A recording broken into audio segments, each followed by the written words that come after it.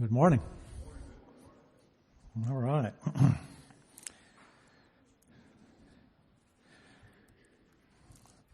Sam read the text this morning from Luke chapter 8, which is where I will be in my comments today. Let you go ahead and mark that and just keep your Bible open. I want to welcome all of you, especially if you're visiting with us this morning. We'd like to say, hey, glad you're here. It's good to see Ron and Letitia back this morning. They're on this side of COVID, so hopefully doing much better. At least well enough to be here this morning. I got a text last night from Brad Horton. Brad told me he was exposed to it last week. And consequently, he is staying home for a while. So we're missing Brad this morning. Don't tell him I said that, but we are missing Brad. Visiting with us, Bill and Lori Boyd, former members here at Maple Vale. Kathy and I share 4 grandkids with Bill and Lori. I won't say which set is the favorite of the 4. But I tell you what, when those 4 are around, we love to spoil them big time. We really do. All right. Let's get into Luke chapter 8 this morning. This is one of the miracles of Jesus.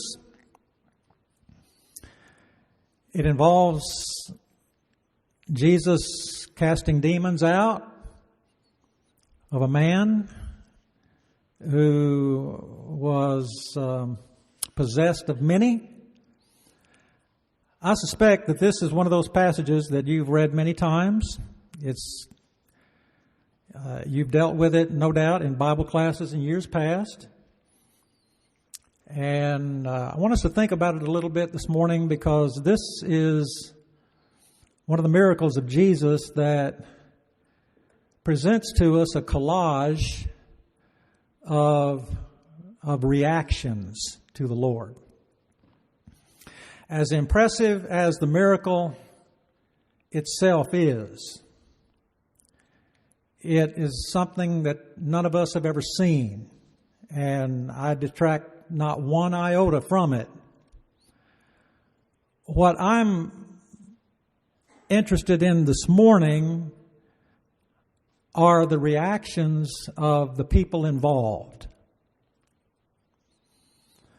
And my focus will be, first of all, I guess, on the man himself who was possessed of demons, what was happening to him, the reality of the situation that he was experiencing at the time, because we all have our own realities that we face. The second thought that appears to me in this entire text is that of the locals, the local people, and how they reacted to it. There are some interesting thoughts that come out of this. And then this man at the first, after he has been healed, and the change that he is now faced with, and the mission on which Jesus sends him when it's all over. All of this presents to us a collage of responses to Jesus. Now, this particular incident is dealt with in Matthew, in chapter 8 of Matthew, and also in Mark chapter 5. Now, Mark 5 is a lengthy text. It's 1 through 20. I'm using Luke's account this morning. It's a lengthy text. Sam probably wishes I had given him Matthew's account to read. Matthew's account is the shorter version of the 3. Matthew indicates that there were 2 men who were possessed of demons. Mark focuses attention on one, as does Luke. And that suggests to me that the focus of the inspired Luke and what we're looking at this morning and we'll be following is focused on this one individual and what we see of him, what we learn of him. So, in Luke's account, as we begin with verse 26, Sam has read the passage. I don't intend to read all of these verses again. But I do want to hone in on them. I want to focus on them. I want you, with open Bible in hand, to look at them as we focus on some thoughts that come out of this. And I want to try to make this as personal as I can in terms of where we are with regard to things of this nature. In the first two verses, in verses 26 and 27, we're introduced here to what I will call a reality, a stark reality, really. Because there's a situation that is true of one individual that Luke draws attention to. And it's when Jesus stepped out of the boat and onto land, and a certain man from the city who had demons for a long time. How long is a long time? If you had demons, one day would be a long time. I don't know how long this was. But he had had demons. And Luke tells us that he wore no clothes. And when I read something like that, or if I hear something like that, I think TMI. You know, it's one of those things you'd rather not know about. Too much information. In our own concourse, conversation, that's what we do. So he wore no clothes. He lived among the tombs, in tombs. Now, I cannot imagine that kind of an existence. And yet, here's a person who struggled with some really serious problems. Now, I wish I could explain to you, to your satisfaction, everything that you would want to know about demon possession. It's one of those questions that's very interesting to us.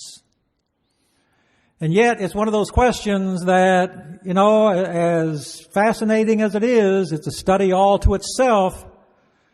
We could spend an entire class period dealing with it, and some of us come away from it really not satisfied. What were demons? It's one of the questions that we oftentimes ask. Why do demons possess people in the New Testament? Well, again, it's an interesting study, and I wish that I could satisfy your mind in regard to all of that. I know that I can't, so I'm not going to try, and that's aside from my purpose here this morning. But what I am interested in noticing here is that this man had problems, and I can affirm to you that Jesus exercised his power and his authority over the spirit realm, and this is an instance of it. And here we're watching a man who was possessed of many demons, the text tells us. How many, I don't know, but that sounds serious enough that he had many. And what people knew of him was he didn't wear any clothes and he lived among the tombs. And I'm suggesting to you that those are serious enough problems to have to deal with. Now, I'm not focusing this morning on demon possession. Does the New Testament teach it? Yes. But my thought to you is, and we've done this before from this pulpit, demon possession is a New Testament phenomenon. It was most prominent in Matthew, Mark, Luke, and John during the life of Jesus. And Jesus, as I've already pointed out to you, exercised His authority over the spirit realm. We read through the New Testament, we encounter less and less and less of it. But my point to you is, even though the New Testament focuses on demon possession and it was unique to the inspired period, we today have our own demons. I don't know anybody who is demon possessed as the New Testament reveals it here. But I do know people that wrestle with their own demons, and they have their own world of reality in which they live. And they struggle with their own problems. And their problems are just as real as this man that we're reading about this morning. His behavior was very odd and very unusual. And people took notice of it. We today have our own demons. And the reality of it is that, Satan is as alive in this world as we allow him to be. He's as real and alive in our own lives as we permit him. Now, some will say, well, there's no such thing as a real devil. Satan doesn't really exist. And yet, as I read something like this, it's hard for me to conclude that Satan doesn't really exist. In fact, he does really exist, and his power is as vivid in the lives of people now as they allow it to be. And people wrestle with their own demons. And the demons that different people have are different for those people. I know people who deny and disregard what the Bible teaches about marriage and home. And they go their own way, sexually, morally or immorally, denying what God's plan and pattern is for that realm of our lives, which should be the happiest part of our existence in this world, aside from the spiritual aspect of it. People deny that, refuse it, disregard it, and consequently they suffer for it. They suffer diseases. They suffer anguish. They suffer guilt. And their problems are real. People are in the grip of one substance or another, be it alcohol, be it pills, be it stuff they shoot up in their arms. And they're in the grip of one addiction or another. People choose to live their lives the way they want to live, and yet they wrestle with and struggle with their own demons, and they can't seem to find a way out. And they wallow in their own misery. And they wonder, is there any way for them to find an answer to their problems? And they never look to the Lord as an answer to their problems. So what I'm seeing in our text this morning is the reality of the situation here for this one individual. Nameless, yes, but what is known of him are these unpleasantries that were true of his world because of demon possession. But we have our own demons, do we not? As long as we allow Satan a foothold in our world, that's the way it's going to be. Now, the second part of this that I notice is the response that we read about in regard to what Jesus does. That involves the larger portion of this passage. That takes us from verse 28 down to about verse 37. and you read how Jesus comes on the scene and he casts the demons out of the man. The demons interact with Jesus. They know Jesus. And this is an interesting phenomenon in and of itself. But they interact with the Lord and they converse with the Lord, and He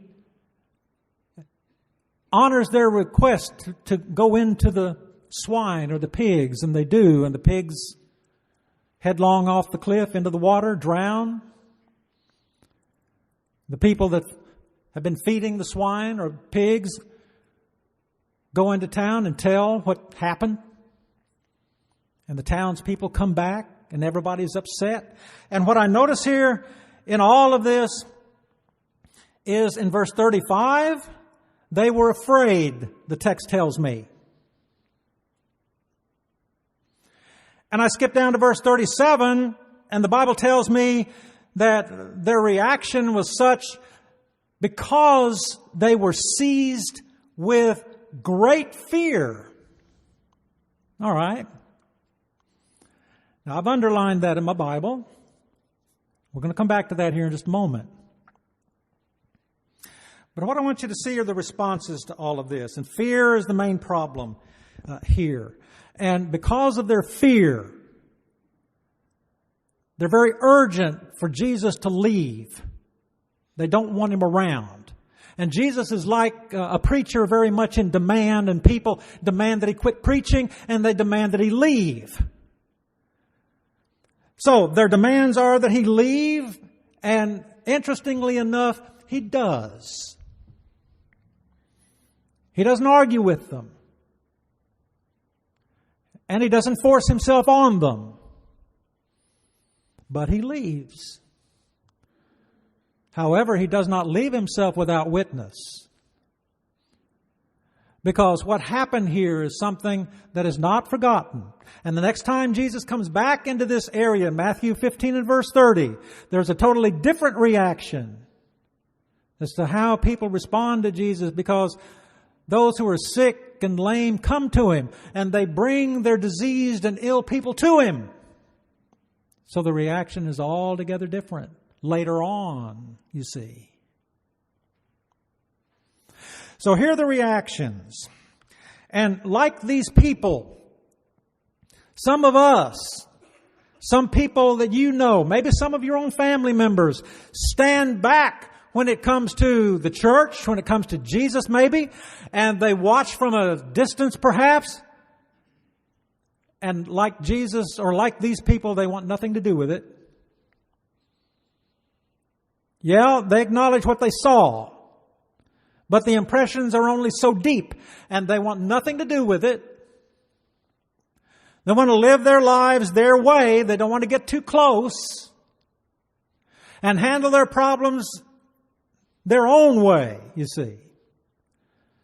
So that's what I'm seeing. That's a reaction that I'm seeing in our text this morning. And it's very human-like. Very much like people you and I know. And then at verses 38 and 39, here are the results of what takes place here. Now the man from whom the demons had departed begged Him, that's Jesus, "Let me go with you." But Jesus sent him away. He said, "Return to your own house and tell what great things God has done for you." And he went his way and proclaimed throughout the whole city what great things Jesus had done for him. Now, the results of all of this. What are the results? Here's a life that was changed. It's one person. And his life was changed in radical ways. As grateful to the Lord as he was, he wanted to follow Jesus. Jesus said, "No, I want you to go home and I want you to tell people what has happened here." So one life was changed, but other lives were not. the locals, the townspeople, the others who were in the grip of fear were not changed. They just wanted Jesus out of their midst. They wanted nothing to do with him. Said, leave. All right. So there's no change there that I'm able to discern. But then there's a change in this one person right here. And the change is that, not only is his body healed, but his mind is better. And there's a spirit now within him that perhaps never existed before. And he wants to accompany Jesus, and Jesus says, no, go home. Your mission is there. All you need to do is go back and tell people what has happened here. And that is where Jesus reached out and touched one who was unlovable. Reaching out and touching another begets you doing the same thing. And now go and tell others what has happened here. And that was his mission, and he didn't need to go home and raise money. All he needed to do was go back and tell people what Jesus has done. And really, that's where we are today, is it not? Because we preach Jesus, we live according to what Jesus teaches, hopefully we do. But here was Jesus who was asked to leave this area, and he didn't force himself on them. Jesus doesn't force himself on your parents or your spouse or your children or your grandchildren, but he invites. He invites. Come unto me, all you that labor and are heavy laden. I'll give you rest. For my yoke is easy, my burden is light. You see, there's the invitation. And the reactions are very much like what we read here, the reactions among people, because there are people out there who, like this demon-possessed man, are in Satan's grip. You see? And some of them willing to let it go, and others unwilling to let it go. And then there are people who, like the locals here, are gripped with fear from what they've seen. And I guess, just like anybody in the presence of deity, they're fearful of what they've seen. They don't understand it. But human fear can put us at distance, you see, away from God. And that's where these people are. And then you've got the one individual who's changed.